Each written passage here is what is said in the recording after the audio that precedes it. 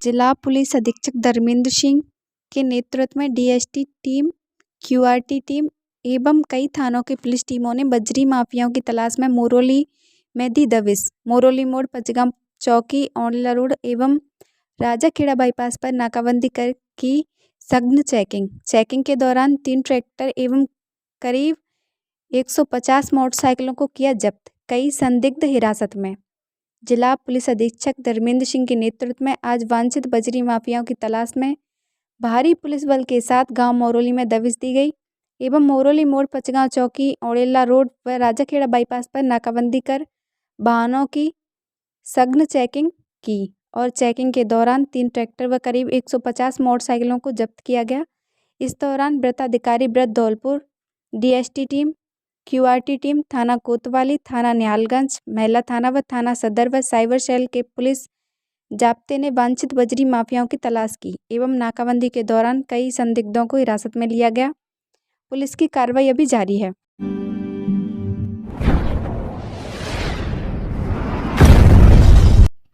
सफाई कर्मियों की हड़ताल से चरमराई सफाई व्यवस्था, नपा ने मानी सफाई कर्मी की मांगे, शहर में की साफ सफाई। सरमत्रा उपखंड में विगत 29 दिसंबर को अनिश्चितकालीन हड़ताल पर बैठे सफाई कर्मियों ने 5वें दिन बुधवार को हड़ताल वापस ले ली और अपने अपने काम पर सभी लग गए। शहर में जगह जगह कूड़ा कचरा जमा हो जाने से बीमारियों के फैलने का डर बना हुआ था। शहर में साफ सफाई विगत 5 दिनों से नहीं होने से बीमारी का भय बना था। सड़कों पर कचरा फैला हुआ था, लोगों को आने जाने में काफी दिक्कत हो रही थी। सफाई कर्मियों के हड़ताल पर चले जाने से शहर की सफाई व्यवस्था चरमरा गई थी। स्थिति को देखते हुए नपा के कार्यवाहक ईओ दीपक गोयल, चेयरमैन जलालुद्दीन खान, ठेकेदार ने सफाई कर्मियों की बातों को सुना और उनके समाधान का तोड़ निकाला गया। इस पर 8 मांगों पर सहमति बनी। सहमति बनने के बाद सफाई कर्मियों ने हड़ताल समाप्त करने की घोषणा की। इससे सफाई कर्मी काम पर वापस लौट आए और उन्होंने बरतिराए, बाड़ी स्टैंड, करौली स्टैंड सभी क्षेत्रों के आसपास कूड़े के ढेरों को हटाकर सफाई की। साथ ही उन्होंने कहा कि आज से नियमित सफाई शुरू कर दी जाएगी। क्या थी मांगें? हड़ताली कर्मचारियों की मांगों में 8 सूत्रीय मांग की गई थी। सफाई कर्मचारियों का पिछले 16 माह से पीएफ का भुगतान नहीं किया गया है, जिसका भुगतान शीघ्र ही कराया जाए एवं सफाई कर्मचारियों का पारिश्रमिक वेतन 7,500 रुपये प्रतिमाह किया जाए। वहीं नगर पालिका क्षेत्र में जमादारी का कार्य कर रहे स्थायी कर्मचारी मुरारीलाल मीणा, मदनलाल मीणा एवं गजेंद्र मीणा तीनों को सफाई कार्य करवाए जाएं। जमादार की नियुक्ति सफाई कर्मचारियों में से ही की जाए। सफाई कर्मचारियों ने मांग की कि सफाई का कार्य सुबह 7 बजे से 10 बजे तक और दोपहर 2 बजे से 5 बजे तक निर्धारित करते हुए कराया जाए एवं प्रत्येक कर्मचारी का सफाई करने का क्षेत्र 250 से 300 मीटर तक ही होना चाहिए और 20 नए अतिरिक्त सफाई कर्मचारी लगाने एवं सफाई टेम्पो ड्राइवर का वेतन 9,000 रुपये प्रतिमाह करने की मांग की है। इस दौरान सफाई कर्मचारी सागर, राहुल, बंटी, संदीप, सुनील, नरसी, ब्रजेश, पारस, कुल्लू सहित अन्य कर्मचारी मौजूद रहे। इनका कहना है हड़ताल पर चल रहे सफाई कर्मियों से वार्ता की और उनकी मांगों को सुना गया। सफाई कर्मियों की जायज मांगें थीं जिनका समाधान कर दिया गया। आज से सफाई कर्मी नियमित सफाई करेंगे। दीपक गोयल, ईओ नगर पालिका सरमत्रा।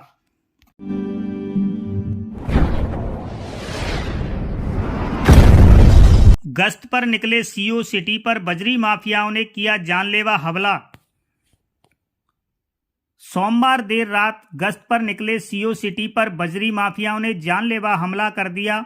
सीओ सिटी की गाड़ी को अवैध चंबल बजरी से भरे ट्रैक्टर से टक्कर मारने के बाद माफिया ट्रैक्टर ट्रॉली को लेकर मोरोली की तरफ भाग गया, जिसके बाद पुलिस ने पीछा कर अवैध चंबल बजरी से भरी ट्रैक्टर ट्रॉली के साथ माफिया को नथुआपुरा गांव के पास रोक लिया, जहां ट्रैक्टर पर सवार माफिया ने उसे पकड़ने पहुंचे पुलिसकर्मियों पर अवैध हथियार से एक के बाद एक 2 फायर कर दिए, जिस फायरिंग में बाल बाल बचे सीओ के गनमैन द्वारा सरकारी पिस्टल से जवाब में 5 राउंड फायरिंग की गई। इस दौरान अंधेरे का फायदा उठाकर माफिया ट्रैक्टर ट्रॉली को मौके पर छोड़कर फरार हो गया, जहां से पुलिस ने अवैध चंबल बजरी से भरी ट्रैक्टर ट्रॉली को जब्त कर मंगलवार को कोतवाली थाने में मामला दर्ज कराया।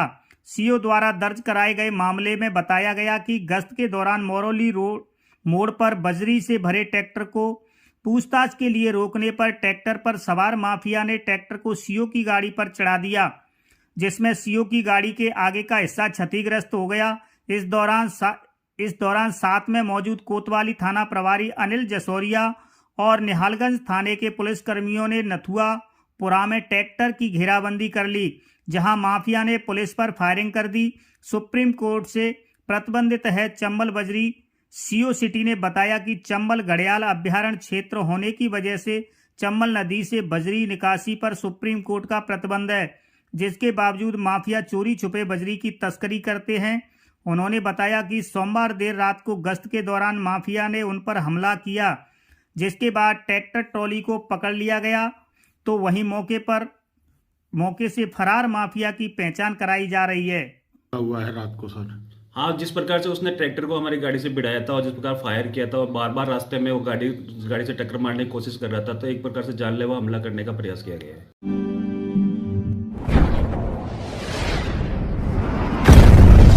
पाइपलाइन डालते समय हुआ हादसा। बाड़ी कस्बे के NH 11B पर शव को रखकर किया प्रदर्शन। मामला यह है कि बाड़ी में कई दिनों से पानी की पाइपलाइन बिछाने का कार्य चल रहा है, जिसमें आज लाइन बिछाते समय एक युवक की मौत हो गई, जिसमें रंजीत सिंह उम्र 20 वर्ष जाति मीणा, पिता रूप सिंह मीणा गांव कांकरई की मौके पर मौत हुई, जिसका शव NH 11B पर प्रदर्शन कर करीबन 1 घंटे तक जाम की स्थिति बनी रही। मौके पर SDM राधेश्याम मीणा पहुंचने पर जाम को खुलवाया, शव का पोस्टमार्टम कर परिजनों को सुपुर्द कर दिया। इस पर परिजनों ने ठेकेदार पर लापरवाही का गंभीर आरोप लगाया। ग्रामीणों ने कहा कि पाइप को मशीन से उठाना चाहिए था, लेकिन लेबर ने जबरन हाथ से उठवा दिया। यह मामला पेयजल लाइन बिछाने के दौरान रामबाग के पास घटना हुई है। ये प्रदर्शन क्यों चल रहा है जी सबको रख करके? ये पाइपलाइन का वाटर बॉक्स के पाइपलाइन का काम चल रहा है जी। उसमें ये लड़का काम करता था जी जी। तो इसके पाइप गिरने से इसकी मौत हो गई है। और यहाँ कोई ना तो पुलिस वाले आ रहे, कंपनी वाले छोड़ के भाग गए हैं और इनको कोई वो नहीं मिल रही है। इनका नाम क्या है? इनके पिताजी का नाम क्या है? इनका नाम रंजीत सिंह मीणा है जी। और पिताजी का नाम रूप सिंह मीणा है। काम कहाँ कर रही है? बाड़ी सामान चिकित्सालय के सामने भी जाम की जाम किया था, वहाँ भी कोई किसी ने कुछ वो नहीं दिया था, इसका आश्वासन नहीं मिला वहाँ से कोई, इसलिए ये जाम लगाया जा रहा है। कितनी देर हो गई आपको यहाँ जाम लगा? 2-3 घंटे हो गए, 4 घंटे से हो गए। सुबह 7-8 बजे का काम।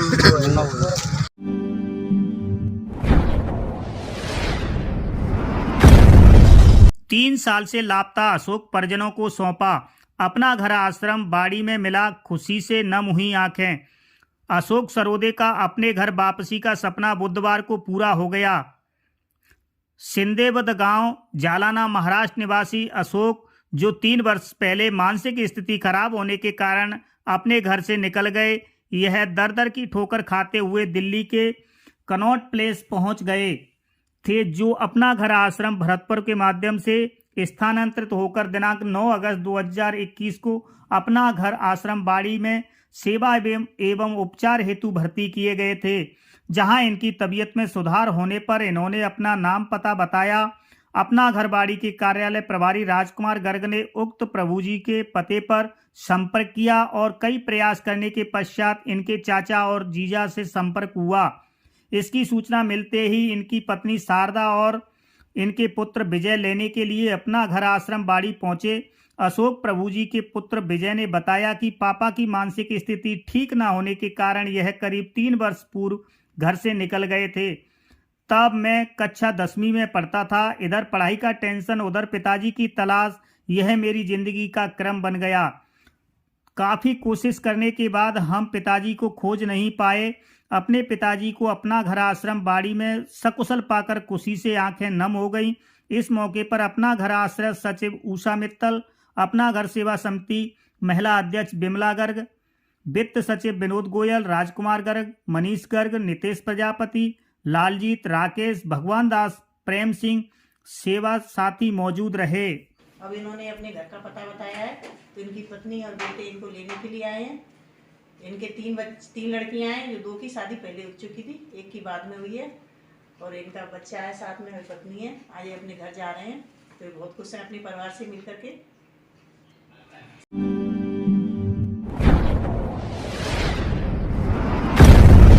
मित्तल परिवार के द्वारा शहर में सुख शांति को लेकर कराया संगीतमय सुंदरकांड पाठ का आयोजन। अंजनी पारासर। शहर के मध्य बसेड़ी रोड पर स्थित बीएस गार्डन में कल दिनांक 3 जनवरी 2023 मंगलवार को शाम 7 बजे से धीरज मित्तल के द्वारा श्री राम भक्त मानव उत्थान समिति के तत्वाधान में कराया संगीतमय सुंदरकांड पाठ का आयोजन, जिसकी शुरुआत श्री राम भक्त मानव उत्थान समिति के प्रमुख संगीतकार पंडित सुनील भारद्वाज के मुखार बिंद द्वारा सत्य सनातन संस्कृति के अनुसार विधिवत तरीके से मंत्रोच्चारण के साथ धीरज मित्तल के हाथों श्री हनुमान जी महाराज के समक्ष दीप प्रज्वलित कर पूजन कर की गई। इसके पश्चात धीरज मित्तल के द्वारा श्री राम भक्त मानव उत्थान समिति सुंदरकांड मंडल बाड़ी के समस्त कार्यकर्ताओं का पूजन कर जय श्री राम के पटका पहनाकर स्वागत सम्मान किया गया। इसी के साथ विजय महामंत्र का जाप श्री राम जय जय राम का करके श्री गणेश वंदना के साथ सुंदरकांड पाठ आरंभ किया गया। सुंदरकांड पाठ में दर्जनों की संख्या में सत्य सनातन धर्म प्रेमियों माताओं बहनों ने भाग लिया और निर्मल मन से पूर्ण भक्ति भाव के साथ श्री संकट मोचन हनुमान जी महाराज को सुंदरकांड पाठ सुनाया। श्री सुंदरकांड पाठ पूर्ण होने के उपरांत श्री हनुमान चालीसा पाठ, श्री हनुमान जी महाराज की आरती, ओम जय जगदीश हरे की आरती एवं मां जगत जननी माता रानी की भेंट गाई गई। इसके पश्चात धीरज मित्तल जी के द्वारा उपस्थित समस्त भक्तजनों को भोजन प्रसादी ग्रहण कराई गई। इस दौरान पुनीत जिंदल, राहुल मित्तल, कुलदीप मित्तल, संजीव मित्तल, गौरव मित्तल, गौरव गोयल, संजू मित्तल, अमित मित्तल, वरिष्ठ अध्यापक दीनदयाल उपाध्याय, ढोलक वादक गोविंदा तूफानी, राम बाजा वादक पंडित शुभम पारासर, झींका वादक बजरंग दल के पूर्व संयोजक अभिनव बिधौलिया उर्फ हांसू, श्री राम भक्त मानव उत्थान समिति के नगर महामंत्री डॉक्टर जितेंद्र शर्मा, समिति के कर्मठ जुझारू कार्यकर्ता अंकित राणा, मनोज शर्मा, धीरज पाठक, धनंजय शर्मा, राजकुमार शर्मा सहित दर्जनों की संख्या में सत्य सनातन धर्म प्रेमी माताएं बहनें उपस्थित रहे।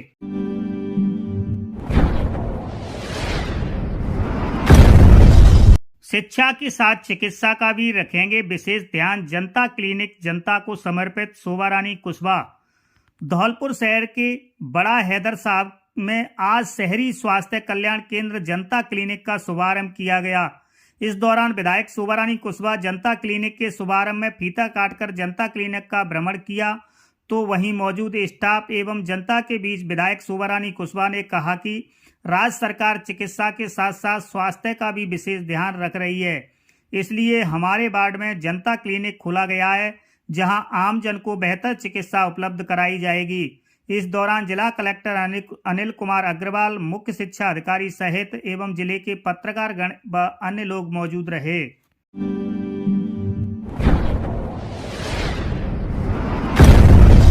श्री राज राजेश्वरी कैला देवी मंदिर पर बैठक का आयोजन किया गया।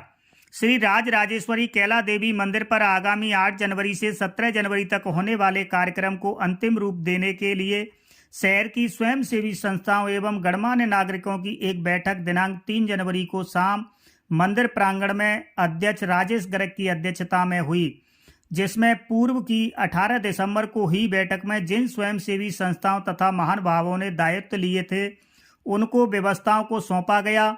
साथ ही यह निर्णय लिया गया कि 8 जनवरी को संपूर्ण यात्रा मार्ग को फूल पत्तियों एवं झंडियों से सजाया जाएगा, जिसकी घोषणा पप्पू मंगल ठेकेदार द्वारा की गई।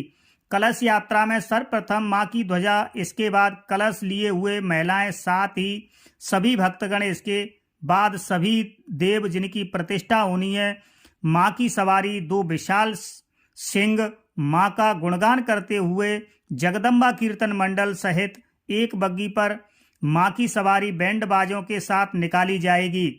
इसी दिन से 15 जनवरी तक मंदिर के पट बंद रहेंगे। दिनांक 16 जनवरी को मां सभी देवों सहित अपने नवीन भवन में विराजमान होंगी, जिसका अनावरण प्रसिद्ध संत देवांत पीठाधीश्वर स्वामी भास्करानंद सरस्वती जी महाराज कुल्हाड़ा आश्रम वाले करेंगे। इसी दिन शाम को 3 बजे से सभी भामाशाह का आभार प्रकट करने के लिए एक समारोह रखा गया है, जिसके अगले दिन यानी 17 जनवरी को मंदिर परिसर में फूल बंगला एवं 56 भोग का मां का दर्शन होगा। दोपहर से मां की प्रसादी होगी जिसमें सभी भक्तगण भाग लेंगे। बैठक का संचालन ट्रस्ट के निरीक्षक हरिशंकर सर्राफ ने किया।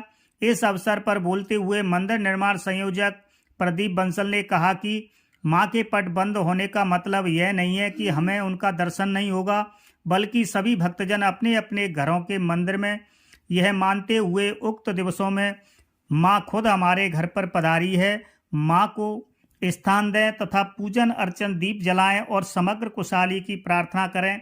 बैठक में ट्रस्ट के कालीचरण वर्मा, संजीव कुमार, रवि मोदी, बनवारी लाल गर्ग, मनोज मित्तल, प्रमोद मित्तल तथा परमार्थ सेवा समिति, धर्मार्थ सेवा समिति, बजरंग सेवा समिति, जन चेतना समिति, विनायक सेवा समिति, अग्रवाल नवयुग मंडल, भारत विकास परिषद ओल्ड शाखा, व्यापार मंडल किराना, राष्ट्रीय स्वयंसेवक संघ, कैला देवी प्याऊ समिति, अग्रवाल फाउंडेशन हेल्प सोसाइटी के मुख्य पदाधिकारीगण सहित मनोज मोदी, बॉबी परमार, बिशंबर सिंह परमार, विजय डेरी वाले, विष्णु मासलपुरिया, अजय गर्ग सह परिवार सहित बड़ी संख्या में गणमान्य नागरिक उपस्थित रहे। मंदिर प्रांगण में आगामी 7 जनवरी से होने वाले कार्यक्रम की रूपरेखा तय की गई और सारे दायित्व ग्रहीताओं को यहाँ आमंत्रित किया गया, जिसमें शहर के सभी एनजीओ प्रमुख और गणमान्य लोग ने शिरकत की। उन सभी को उनके दायित्व यहाँ पर सौंपे गए। सभी ने बड़े हर्षपूर्वक उन दायित्वों को ग्रहण किया। सारे रूट चार्ट तय किए गए।